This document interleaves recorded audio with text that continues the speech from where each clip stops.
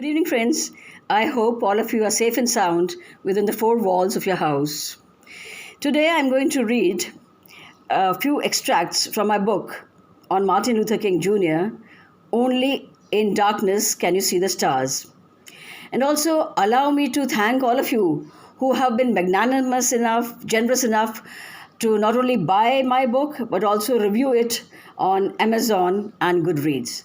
So, here is the book.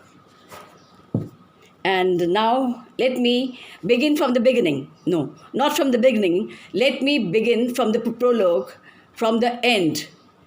His funeral service. Here I go.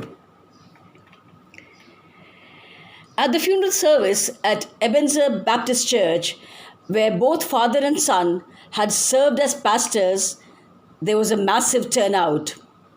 As Alfred Daniel Williams King, AD, his younger brother, tried to wipe his tears, and Martin's wife Coretta, sad in sad elegance, the senior kings bowed down under the burden of grief. The king children, too small to understand the colossal loss that they had suffered.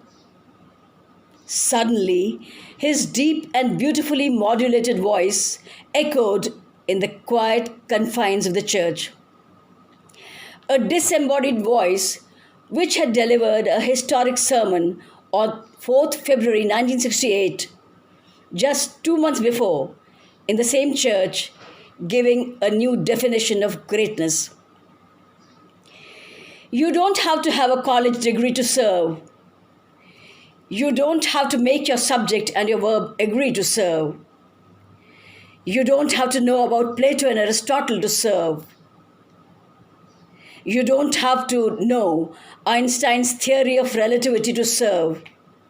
You don't have to know the second theory of thermodynamics in physics to serve.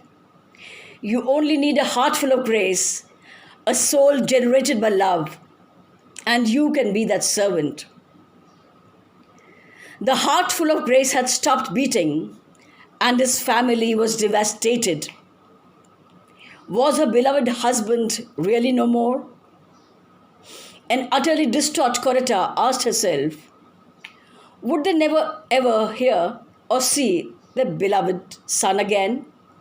The senior kings thought with a stab of anguish, while the children hoped that their father would suddenly appear before them and everything would be all right. Bernice, the youngest child, only 5, sat in her mother's lap, looking around dazedly, wondering how she could still hear her beloved dad's voice if he was no more. As thoughts churned in their minds, the voice went on. I would like somebody to mention that day that Martin Luther King Jr. tried to give his life serving others, tried to love somebody, tried to be right on the war question. He did try to feed the hungry, to clothe those who were naked, tried in my life to visit those who were in prison, tried to love and serve humanity.